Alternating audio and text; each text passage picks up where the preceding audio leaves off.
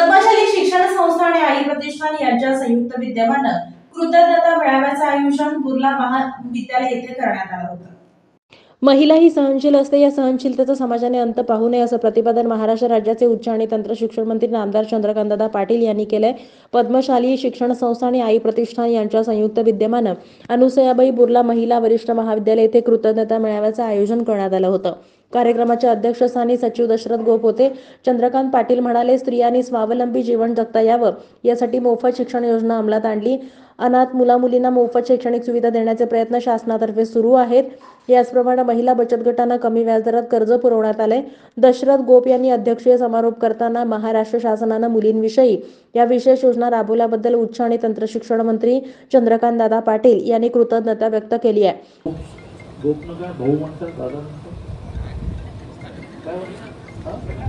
गोपसाहेबांना पहिलं असं सुचवतो की या आवारात एखादा चांगला 400-500 मुलं मुली बसतील त्याचा पहिला हॉल करा, त्या कार्यक्रम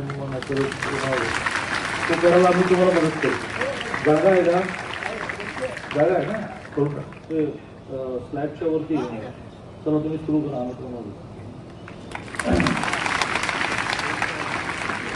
ओढणी डोक्यावर घ्यायला हरकत नाही असं म्हटल्यानंतरही 90% मुलींनी ओढणी घेतली नाही। याचं कारण महिला ही सहनशील असते, सगळ्या गोष्टी सहन करते।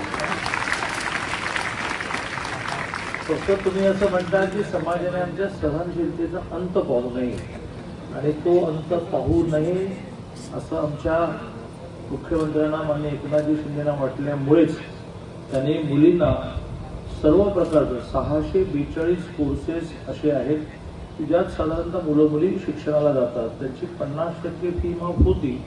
ती कालपासून जे घोषणा मी जरी केली असली 3-4 महिन्यापूर्वी तरी सरकार चालतं नियमाप्रमाणे, त्याप्रमाणे अधिवेशनामध्ये बजेटमध्ये घोषणा झाली। काल कॅबिनेटमध्ये निर्णय झाला। शनिवार रविवार सुट्टी आहे, सोमवारी याचा GR निघेल। तो GR निघाला की कुठल्याही शिक्षण संस्थेला पद्मशाली समाजातील विडी कामगारांच्या मुलींना हद्दवाढ भागापासून मोफत बसची सोय, महाविद्यालयासमोरचा कच्चा रस्ता डांबरीकरण करण्याची अपेक्षा व्यक्त केली। या कार्यक्रमाप्रसंगी विद्यार्थिनी प्राची भोसले हिनं नवीन शैक्षणिक धोरण विद्यार्थ्यांच्या सर्वांगीण विकासासाठी उपयुक्त आहे, या माध्यमातून विद्यार्थिनींच्या सृजनशीलतेला आणि कल्पकतेला वाव मिळाला असं मत व्यक्त केलं।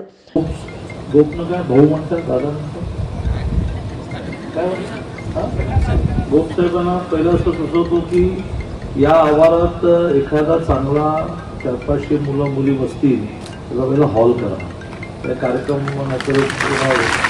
तो करायला आम्ही तुम्हाला मदत करू। जागा आहे का? जागा आहे ना? करू का? ते स्लॅबच्या वरती चला तुम्ही सुरू करा, आम्ही तुम्हाला ओढणी डोक्यावर घ्यायला हरकत नाही असं म्हटल्यानंतरही 90% मुलींनी ओढणी घेतली नाही। याचं कारण महिला ही सहनशील असते, सगळ्या गोष्टी सहन करते।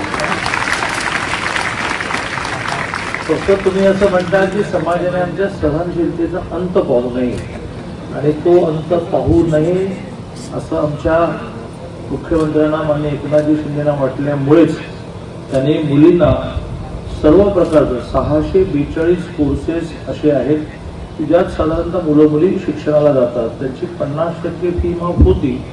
ती कालपासून जे घोषणा मी जरी केली असली 3-4 महिन्यापूर्वी तरी सरकार चालतं नियमाप्रमाणे, त्याप्रमाणे अधिवेशनामध्ये बजेटमध्ये घोषणा झाली। काल कॅबिनेटमध्ये निर्णय झाला।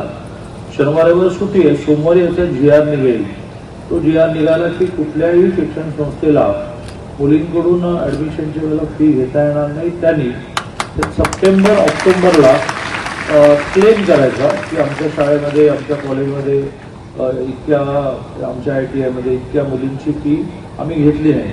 या प्रसंगी संस्थेच्या सहसचिव संगीता इंदापुरे, खजिनदार नागनाथ गंजी, शालेय समितीचे अध्यक्ष श्रीधर चिट्ट्याल, पांडुरंग दिड्डी, व्यंकटेश आखेन, मल्लिकार्जुन सरगम, विजयकुमार गुल्लापुल्ली, हरीश कोंडा, गणेश गुज्जा, प्रभाकर अरकार, नागनाथ श्रीरामदास, नरसई अय्यप्पा कायल, सृष्टी डोंगरे, योगेश डांगरे, सचिन हिरेमठ यांची उपस्थिती होती।